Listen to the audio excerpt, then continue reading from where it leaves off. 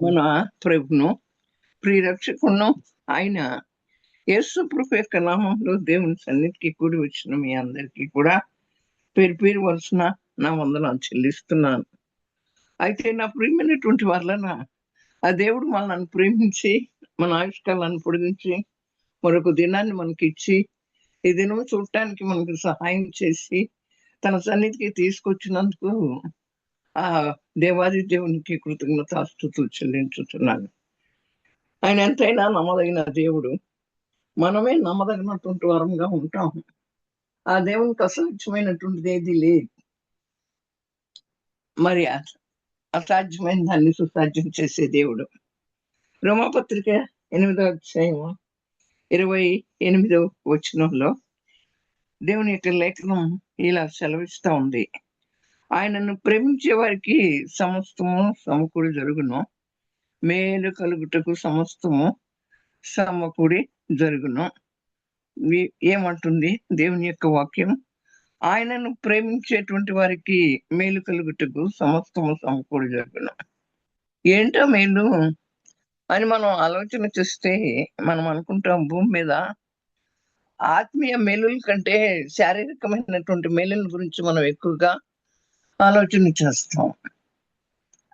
అవును. అయితే మరి ముందు ఆత్మీయ మేలు మరి ఉండాలి కదా. ఆత్మీయ మేలే ఆలోచన చేయాలి కదా.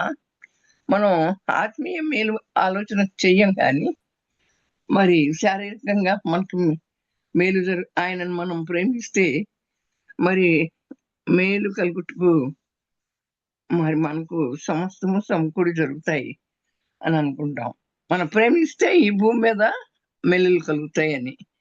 రైటే, ఈ భూమి మీద మేలు కలుగుతాయి. మనకు జీవాన్ని ఇచ్చాడు, తినటానికి తిండి ఇచ్చాడు, కట్టుకోవటానికి బట్ట ఇచ్చాడు, ఉండటానికి ఒక ఇల్లు ఇచ్చాడు, చేయటానికి ఒక ఉద్యోగం ఇచ్చాడు, వెళ్ళటానికి ఒక వాహనాన్ని ఇచ్చాడు. అది రైటే నా ప్రియమైనటువంటి వల్లరా. అంతకంటే ఆత్మీయ మేలులు ఉన్నాయి, అవి కాదు, ఆ మేలులు కాదు, కానీ అంతకంటే ఆత్మీయ మేలు. ఆ మేలు ఏంటి అంటే ఒకటేమో జస్టిఫికేషన్, అంటే నీతిమంతులుగా మార్చబడటం. తర్వాత రెండోది మరి ఏమంటారు, ఏంటి అంటారు అంటే గ్లోరిఫికేషన్, అంటే మనం మహిమ పరచబడాలి. మొదటిదేమో జస్టిఫికేషన్, రెండోదేమో శాంటిఫికేషన్, మూడోదేమో గ్లోరిఫికేషన్. అంటే మరి ఆత్మీయంగా మనం నీతిమంతులంగా మార్చబడాలి. తర్వాత శాంటిఫికేషన్ అంటే మనం ఏం చేయబడాలి, మరి మనం అంటే నా ప్రియమైనటువంటి వాళ్ళరా, ఆ శాంటిఫికేషన్ అంటే మనం అంటే ఇది అంటే మనం చూస్తున్నాం చూడండి, మనల్ని మనం సరి చేసుకుంటాం కదా, పరిశుద్ధత పవిత్రత అని చెప్పి అది శాంటిఫికేషన్ అంటాము. గ్లోరిఫికేషన్ అంటే మహిమ పరచబడట. ఈ మేలులన్నీ కూడా తన కుమారునితో స్వారూప్యము కలవారు మగుటకు ఈ మేలులు. దేవుడు తన కుమారుని ఈ భూమి మీదకి పంపించాడు. ఈ భూమి మీదకి పంపించాడు. ఎందుకు పంపించాడు? ఈ లోకాన్ని ప్రేమించి. ఏ ఒక్కరు కూడా పాపంలో పడి కొట్టుకొని పోకుండా ఆ పాపం నుంచి, ఆ శాపం నుంచి విడిపించటం కోసం ఆయన తన కుమారుణ్ణి ఈ లోకాన్ని ప్రేమించి తన కుమారుని మన కొరకు పంపించాడు.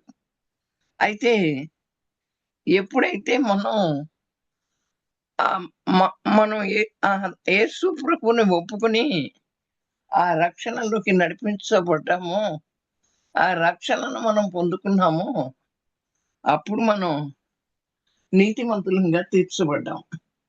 ఆ రక్తంతో కడగబడ్డాము, అప్పుడు మనం నీతిమంతులంగా తీర్చబడ్డాం, మార్చబడ్డాం. అయితే నా ప్రియమైనటువంటి వాళ్ళరా, అది జరిగిపోయింది. ఎందుకని అలా జరిగిపోయిందంటాము? ఆయన రక్తం చేత మనం కడగబడ్డాం. మనం ఆయన బిడ్డలంగా ముద్రించబడ్డాం. ఆయన చేత, దేవుని చేత మనం అంగీకరించబడ్డాం. ఆయన యొక్క కుమారులము, కుమార్తెలము అని పిలువబడ్డాం. కనుక అది జరిగిపోయింది. మనం నీతిమంతులంగా తీర్చబడటానికి ఇవన్నీ. అయితే అక్కడ కూడా ఇవన్నీ జరిగినాయి కనుక దేవుని వాక్యం ఏమంటుంది అంటే, మొదట నా నీతిని, నా రాజ్యాన్ని వెతుకు. చూసారా? మొదట నా నీతిని, నా రాజ్యాన్ని వెతుకు. దేన్ని వెతకమంటున్నాడు? నీతిని, రాజ్యాన్ని. మనం అది పట్టించుకోం, ఉంటుంది మనస్సులో. కానీ ఆ నీతిని, ఆ రాజ్యాన్ని వెతకటానికి మనకంత ఇష్టంగా అనిపించదు. చేస్తాం, అదేదో నమ్మకం వస్తే, మన అవసరాల కొరకు, మన జీవితంలో మేలులు జరగటం కొరకు, మరి తర్వాత మన ఆరోగ్యం కొరకు, మన ఆశీర్వాదాల కొరకు, దాని కొరకు మనం ఆయన యొక్క నీతిని, రాజ్యాన్ని మొదట వెతకకుండా దేన్నో వెతుకుతాం. ఆయన మన్నం వెతుక్కుంటూ వచ్చాడు కదా దేవుడు. నశించిన దాన్ని వెతికి రక్షించటానికి లోకంలోకి వచ్చాడు. తన పరలోకపు వైభవాన్నంతటిని కూడా విడిచిపెట్టి. అయితే మనం ఏం చేస్తున్నాం? ఆయనని వెతకట్లా. మనం దేన్ని వెతుకుతున్నాం? ఆయన రాజ్యాన్ని వెతకట్లా. మనం ఈ లోకాన్ని వెతుకుతున్నాం. మొదట నా నీతిని, నేను రాజ్యాన్ని వెతికితే మీకు కావలసిన సమస్తాన్ని నేను ఇస్తాను. మిమ్మల్ని ఏమి వదిలిపెట్టను, మిమ్మల్ని అనాథులుగా విడిచిపెట్టను. సర్వజీవులను తన గుప్పిలు విప్పి పోషిస్తున్నాడు కదా. మనందరినీ కూడా తన గుప్పిలు విప్పి నేను పోషిస్తాను కదా. ఏం తిందామా, ఏం తాగుదామా, ఏం ధరిద్దామా, ఎలా జీవిద్దామా, ఎలా సుఖిద్దామా అని చెప్పి మీరు ఆలోచన చేస్తున్నారు. అది చెయ్యొద్దు. కానీ ఇది మనకు తెలిసిన విషయమే. నా నీతిని, నా రాజ్యాన్ని వెతకమంటాడు. అందుకనే ఆత్మీయంగా మనం భూమి మీద అనుభవించేటువంటి మేలులు కొరకు మనల్ని పిలవలా. ఆయనను ప్రేమిస్తే మేలు కలుగుటకు సమస్తము సమకూడి జరుగుతాయని ఈ భూమి మీద విషయాలు కాదు. మొట్టమొదట మనం నీతిమంతులంగా తీర్చబడాలి, మార్చబడాలి నా ప్రియమైనటువంటి వాళ్ళరా. అంతేకాకుండా మనం ఆ రీతిగా చేసినట్లయితే, ఆ రీతిగా మనం చూసినట్లయితే మనకు సమస్తము కూడా సమకూర్చబడతాయి. ఈ భూమి మీద కూడా సమస్తము కూడా సమకూర్చబడతాయి. ఇది జరిగిపోయింది. ఈ నీతిమంతులంగా తీర్చబడటము అనేటువంటిది జరిగిపోయింది. ఎందుకు ఇవన్నీ? ఈ మేలులన్నీ కూడా, ఈ మేలు ఏమిటి అంటే, యేసు ప్రభుతో స్వారూప్యం కలవారు అవటానికి మరి ఈ మేలులు మనకి కలగచేస్తున్నాడు. యేసు ప్రభు యొక్క సారూప్యంలోకి మనం మార్చబడాలి. మరి క్రీస్తేసుకు కలిగిన మనస్సు మనకు ఉండాలి. క్రీస్తేసుకు కలిగిన మనస్సు మనకు ఉండాలి. యేసు ప్రభు నందు ఉన్నటువంటి వారికి ఏ శిక్ష విధి లేదంటుంది దేవుని యొక్క వాక్యం. ఆ రీతిగా యేసు ప్రభు యొక్క స్వారూప్యం కలవారం అవటానికి కలిగించే మేలే ఇది. అయితే నా ప్రియమైన వాళ్ళరా, మనం రోమపత్రికలో చూసినప్పుడు అందరూ పాపం చేసి దేవుడు అనుగ్రహించు మహిమను పొందలేకపోతున్నారు. అవును, ఏ భేదమూ లేదు. అందరము పాపం చేసి దేవుడు అనుగ్రహించేటువంటి మహిమను మనం పొందలేకపోతున్నాం. అయితే మరి శాంటిఫికేషన్ రెండోదిగా చూస్తే ఇక్కడ చూడండి, పరిశుద్ధపరచబడటం. మనలో నివసిస్తున్నటువంటి ఈ పరిశుద్ధాత్మ దేవుడు మనల్ని పరిశుద్ధపరుస్తాడు. ఎప్పుడైతే యేసు ప్రభుతో మనం ఐక్యం అవుతామో, ఆయనలోకి వెళ్తామో, అప్పుడు పరిశుద్ధాత్ముడు మనలో ఉంటాడు. అయితే ఆ పరిశుద్ధాత్ముడు ఏం చేస్తాడు? మనల్ని పరిశుద్ధపరుస్తాడు కదా. ఈ నీతివంతులుగా తీర్చబట్టం అనేదేమో జరిగిపోయింది. ఇప్పుడు మనం పరిశుద్ధపరచబట్టం అనేటువంటిది జరుగుతూ ఉంది. ఇది ప్రతి దినము, ఇది ప్రతి నిమిషము కొనసాగుతున్నటువంటి ప్రక్రియ. అది ఏంటది? మనం ప్రతి దినము ప్రతి నిమిషము కూడా అంటే మనం ఎక్కడ తప్పిపోతామో తెలీదు. మన హృదయం ఘోరమైనటువంటి వ్యాధి కలది. హృదయం మోసకరమైనటువంటిది. ఈ మోసకరమైనటువంటి హృదయాన్ని, ఈ ఘోరమైనటువంటి హృదయాన్ని మనం ఏం చెయ్యాలి? ప్రతిదినము కూడా పరిశుద్ధపరుచుకుంటూ ఉండాలి. మన హృదయం పరిశుద్ధపరచబడాలి అంటే, నా ప్రియమైన వాళ్ళరా, మనలో పరిశుద్ధాత్మ దేవుడు నివాసం చెయ్యాలి. అయితే మనం ప్రతి నిమిషము ప్రతి క్షణము కూడా పరిశుద్ధపరచుకోవాలి. అంటే మనుషుల పై వేషాలను చూస్తారు కానీ దేవుడు హృదయాంతరంగాలను చూచే దేవుడు. హృదయం నిండిందే నోరు మాట్లాడుతుంది. అవును. అయితే నా ప్రియమైన వాళ్ళరా, ఆ రీతిగా మనం పరిశుద్ధపరచబడాలి. పరిశుద్ధత లేకుండా ఎవరు కూడా దేవుణ్ణి చూడలేరు. మనం చేస్తున్నటువంటి భక్తి మరి హృదయం అంతటితో మనస్ఫూర్తిగా దేవుని కోసం బ్రతకాలి. మనం ఎందుకు మనలను చావు గోతిలో నుంచి లాగాడైనా, అవును కదా, ఆయనతో పాటు మనల్ని కూర్చుండబెట్టుకోవటం కోసం. ఈ లోకం శాశ్వతమైనటువంటిది కాదు.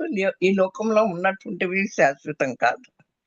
ఇవన్నీ కూడా అశాశ్వతమైనటువంటివే నా ప్రియమైన వాళ్ళరా.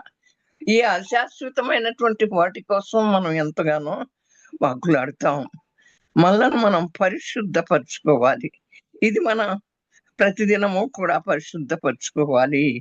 అయితే నా ప్రియమైన వాళ్ళరా, ఇది మనకు కొనసాగుతున్నటువంటి పని. అయితే మరి రోమపత్రిక 8వ అధ్యాయంలో చూసినప్పుడు సృష్టి మొత్తము కూడా అంతిమ విమోచన కొరకు మూలుగుతా ఉంది. మనం అంతిమ విమోచన కొరకు ఎదురు చూస్తున్నాం. ఏంట అంతిమ విమోచన అంటే? అదే గ్లోరిఫికేషన్. ఆయన వచ్చినప్పుడు ఆయన ప్రత్యక్షతలో మనం అంటే అంతిమ విమోచన. ఆ అంతిమ విమోచన అంటే మనకు అర్థమవుతుంది నా ప్రియమైన వాళ్ళరా. ఆయనను ముసుగులేని ముఖంతో మనం ఎదుర్కోవాలి. పెండ్లి కుమారుడు వచ్చినప్పుడు ఈ సంఘం పెండ్లి కుమార్తె సంఘంగా మార్చబడి మచ్చ, ముడత, డాగు, కలంకం లేనటువంటి సంఘంగా మార్చబడాలి అంటే మన జీవితంలో ఏ మేలు జరగాలి? నీతిమంతులంగా మార్చబడటం, పరిశుద్ధపరచబడటం. ఆ తర్వాత చూస్తే ఆయన ప్రత్యక్షతలో మనం ఆయన యొక్క మహిమ ప్రభావాలు మనం ధరించుకోవాలి. చూడండి, ఆయన ప్రత్యక్షతలో మనం ఆయన యొక్క మహిమ ప్రభావాలను మనం ధరించుకోవాలంటే మనం ఎంత భక్తి చేయాలి? మన బిడ్డల కోసం మనం ఎంత కష్టపడి డబ్బును సంపాదిస్తాం. ఇది అంతకంటే విలువైంది, అంతకంటే అమూల్యమైంది, అంతకంటే శ్రేష్టమైనది అంతిమ విమోచన. ఆ విమోచన కొరకు మనం ఎదురు చూస్తున్నాం నా ప్రియమైనటువంటి వాళ్ళరా. మరి చూస్తే ఆయన యొక్క స్వారూప్యంలోకి మార్చబడటమే మేలు. నీతిమంతులుగా మార్చబడటం అనేది జరిగిపోయింది. అది భూతకాలం అంటాం. అది నిన్న జరిగిపోయింది. ఇప్పుడు జరిగేదాన్ని ఏమంటాం? వర్తమాన కాలంలో వర్తమాన కాలం. అది ఏంటది వర్తమాన కాలంలో జరుగుతుంది? పరిశుద్ధపరచబడటం, సాంటిఫికేషన్ అంటాం. సరే, భూతకాలం అయిపోయింది, వర్తమాన కాలం అయిపోయింది. ఇక భవిష్యత్ కాలం, రాబోయేటువంటి కాలం, భవిష్యత్ కాలం. ఈ భవిష్యత్ కాలంలో నా ప్రియమైన వాళ్ళరా ఏం జరగాలి? గ్లోరిఫికేషన్ జరగాలి. దేవుడు రాబోతున్నాడు, ఆయన రాకడ బహు సమీపంగా ఉందని, ఆయన రాకడకు సూచనలు జరుగుతున్నాయని మనం దేవుని లేఖనంలో కూడా చూస్తున్నాం. అప్పుడే ఇవన్నీ జరుగుతాయి, కానీ అప్పుడే ఈ అంతం రాదంటాడు. ఇక్కడ చూడండి, అయితే మనం భవిష్యత్ కాలంలో ఆయన యొక్క మరి నా ప్రియమైన వాళ్ళరా ఆయన యొక్క ప్రత్యక్షతను మనం చూస్తున్నప్పుడు ఆ మహిమ ప్రభావములతో మనం నింపబడతాం. అదే గ్లోరిఫికేషన్. అది భవిష్యత్ కాలంలో జరిగేటువంటిది. నా ప్రియమైన వాళ్ళరా వీటన్నిటి కోసమే ఇవన్నీ, ఆ మెలుల కోసమే ఇవన్నీ కూడా జరుగుతూ ఉన్నాయి. ఆ మెలుల కోసమే ఇవన్నీ కూడా జరుగుతూ ఉన్నాయి. ఆదాము అవ్వలు పాపం చేయటం వలన దేవుని యొక్క స్వారూప్యం మారిపోయింది. దేవుని యొక్క స్వారూప్యం పాడైపోయింది. వారు దైవత్వాన్ని ధరించుకుని ఏదైనా తోటలో ఉన్నారు కదా, మహిమ శరీరాన్ని, మహిమ స్వరూపాన్ని ధరించుకున్నారు కదా. వారు ఏం చేశారు? పాపం చేశారు. మరి ఆజ్ఞాతిక్రమమే పాపం అంటుంది దేవుని యొక్క వాక్యం. ఆయన చెప్పిన రీతిగా, ఆయన ఆజ్ఞాపించిన రీతిగా ఆ పండును తినవద్దంటే తిన్నారు. వారు పూర్తిగా మానవులుగా మార్చబడ్డారు. మానవులుగా మార్చబడ్డారు అంటే ఇదంతా కూడా తెలిసింది. వారి ఒంటి మీద వస్త్రాలు లేవని తెలిసింది. వారు ఎక్కడుంది తెలిసింది. ఆ దైవ స్వరూపాన్ని అంతటినీ కూడా పోగొట్టుకున్నారు. కనుక నా ప్రియమైనటువంటి వాళ్ళరా, వారు పాపం చేయటం వలన దేవుని యొక్క స్వరూప్యం, దేవుని యొక్క స్వరూపం పాడైపోయింది. కనుక మానవుల్లో పాడైనటువంటి దేవుని స్వరూపాన్ని మనం గమనిస్తున్నాం. మానవులంటే మనలోనే లేదు, పాడైపోయింది కదా. అయితే మనల్ని పరిశుద్ధపరిచి మరలా దేవుని యొక్క స్వరూపంలోకి మనం మార్చబడాలి. కనుకనే మనల్ని పరిశుద్ధపరుస్తూ మరి యేసు ప్రభువుని చూపిస్తూ అన్నిటిలో నుండి కూడా యేసు ప్రభు యొక్క స్వరూపాన్ని పొందుకోవాలని, దేవునికి మహిమ కలుగునట్లుగా మనం జీవించాలని, నీతిమంతులంగా అయిపోయింది, జరిగిపోయింది, తీర్చబడ్డాం. పరిశుద్ధ పరచబడాలని, ఆయన కొరకు మనం జీవించాలని, ఆయనకి మహిమ మన ద్వారా ఆయనకి మహిమ కలగాలి. అవును నా ప్రియమైన వాళ్ళ, మన ద్వారా ఆయనకి మహిమ కలుగుతుందా? మనల్ని చూసి ఆయన దుఃఖపడుతున్నాడా? కనుక మరి నా ప్రియమైనటువంటి వాళ్ళ, మేలులంటే మరి ఆయన సంకల్పం చొప్పున మనం పిలువబడ్డాం ఈ లోకంలోకి. ఈ మేలులు కాదు. ఉద్యోగం ఇస్తే ఒక మేలు అనుకుంటాం, మంచి కారు కొనుక్కుంటే ఒక మేలు అనుకుంటాం, ఒక మంచి ఇల్లు ఇస్తే ఒక మేలు అనుకుంటాం, ఆరోగ్యం ఇస్తే మేలు అనుకుంటాం. ఈ మేలులు కాదు. ఏ మేలులు?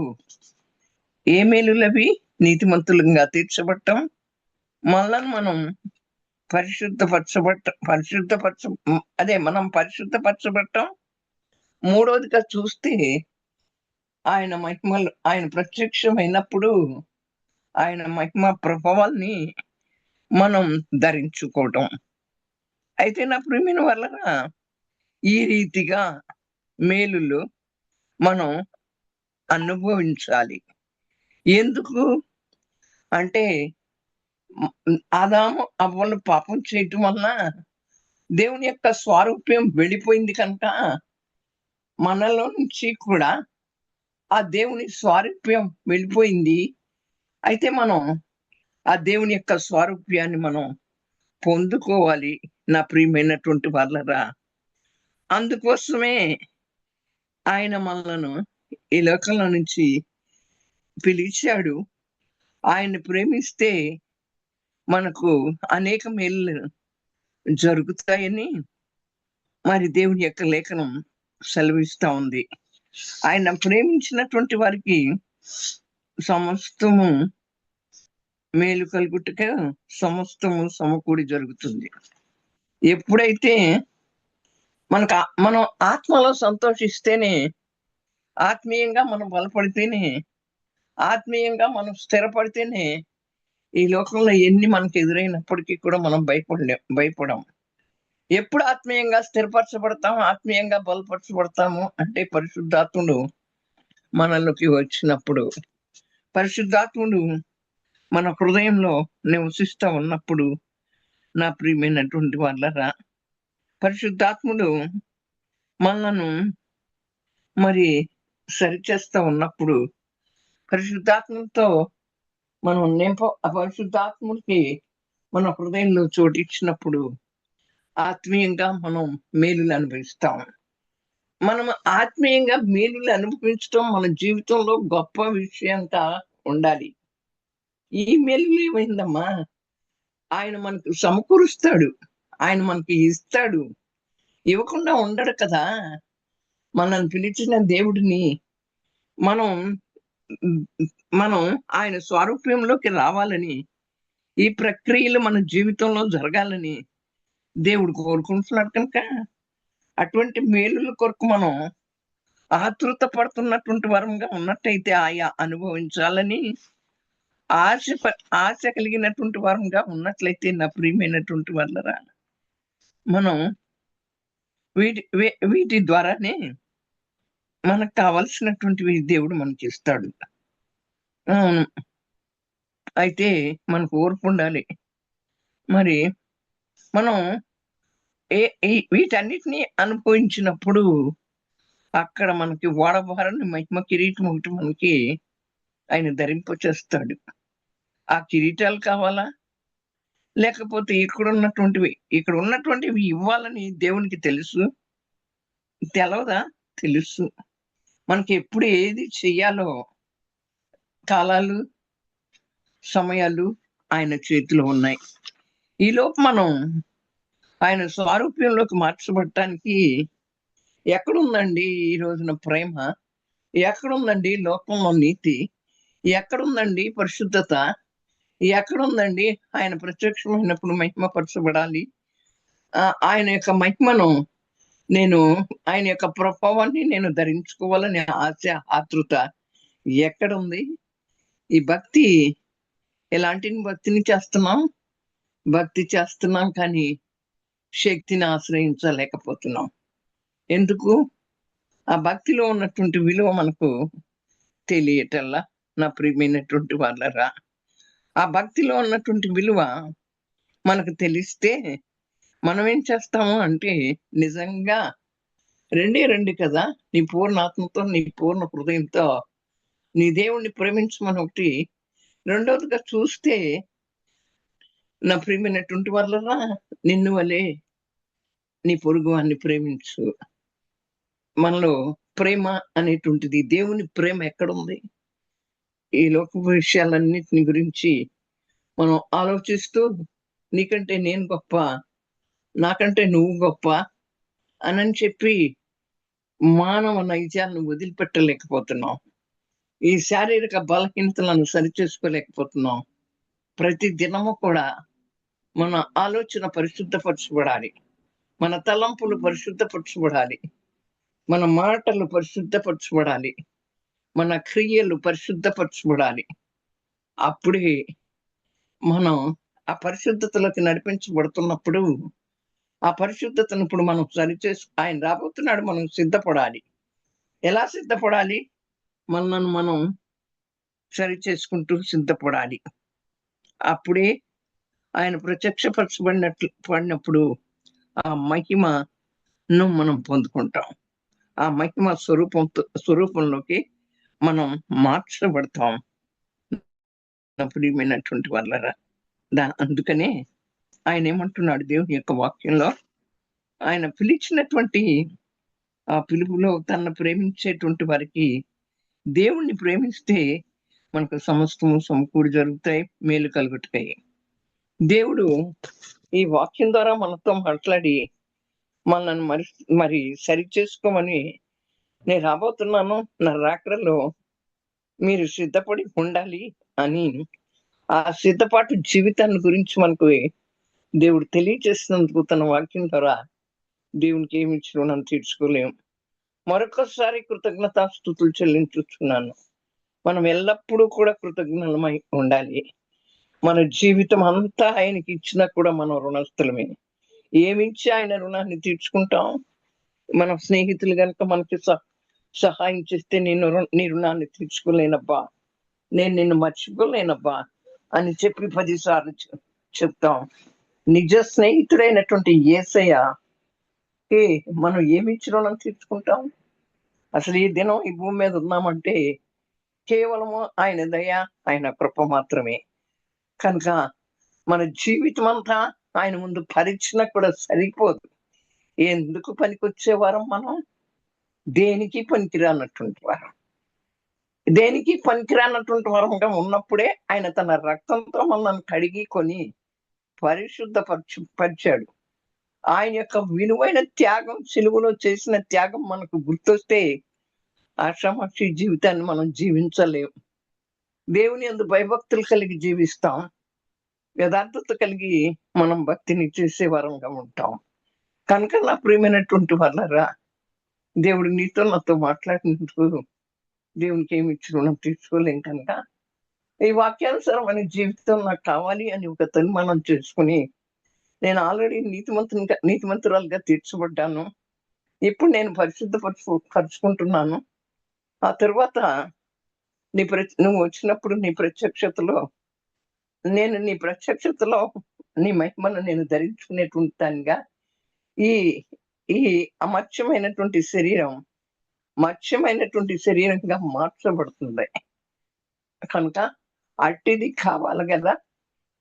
ఈ శరీరంతో మనం అక్కడ ప్రవేశించలేము. అవును నా ప్రియమైన వాళ్ళరా, మనలో ఆయన యొక్క స్వభావాన్ని, ఆయన యొక్క రూపాన్ని రూపించడం కోసం, ఆయన స్వారూప్యాన్ని మనలో చూడటం కోసం, పోగొట్టుకున్న స్వారూప్యాన్ని మరలా మనం తిరిగి పొందుకోవటం కోసం ఈ మేలులు మన జీవితంలో జరుగుతున్నాయి. దేవుడి వాక్యాన్ని మనందరి వినికిడిలో దీవించి ఆశీర్వదించి ఫలవర్తం చేయను గాక. పరిశుద్ధుడా, ప్రేమ స్వరూపి యేసయ్య, మీకే స్తోత్రాలు. మాతో మాట్లాడినందుకు మీకే వందనాలు. ఈ సన్నిధి సరిహద్దులను విశాలపరచండి ప్రభా. నీ రాకడ బహు సమీపంగా ఉంది. ఈ నీ రాకడలో మేము ప్రభా మరి జరిగించవలసినటువంటి ఆ ప్రక్రియలన్నిటినీ కూడా మాతో మాట్లాడారు. మాకు జరిగేటువంటి మేలు గురించి మీరు చెప్పారు. కనుక ప్రభా, అటువంటివి మేము అనుభవించాలి అంటే నీ సన్నిధికి రావాలి ప్రభా. నీ సన్నిధిలో ఉన్నటువంటి నాయన ఆ యొక్క వాక్యంతో మాట్లాడుతున్నప్పుడు పరిశుద్ధాత్మ దేవుడు మాలో క్రియ జరిగిస్తాడు. మేము తిన్నగా బ్రతకటానికి, తిన్నగా జీవించటానికి ఈ కృప మాకు కావాలి. కనుక మమ్మల్ని అందరినీ కూడా అట్టి కృపతో నింపినందుకై స్తోత్రాలు. రాలేనటువంటి వారికి మరొక తరుణం ఇచ్చి తీసుకొచ్చినందుకై మీకే వందనాలు. వచ్చినటువంటి వారిని జ్ఞాపకం చేసుకుని, ఆరోగ్యం లేనటువంటి వారికి ఆరోగ్యం దయచేయండి, ఉద్యోగాలు లేనటువంటి వారికి ఉద్యోగాలు దయచేయండి ప్రభా. నాయన మీకే స్తోత్రాలు చెల్లిస్తున్నాను. ఇంకా పేపర్ వర్క్లు జరగవలసినటువంటి వారికి గ్రీన్ కార్డులు రావాల్సినటువంటి వారికి గ్రీన్ కార్డులను దయచేయండి. అంతకంటే ముఖ్యంగా మేము నీ రాకడ కొరకు సిద్ధపరచబడి, మేము అంతకంటే ముఖ్యంగా నీ రాకడలో నీ ప్రత్యక్షతను పొందుకుని నాయన మహిమను పొందుకునేటువంటి వరముగా, ఆ ప్రభావాన్ని పొందుకునేటువంటి వరముగా సహాయం చేయమని త్వరగా రానైనా యేసు ప్రభు యొక్క శక్తి కలిగిన నామంలో ప్రార్థించి పొంది ఉన్నాం తండ్రి. ఆమేన్. ఆమేన్.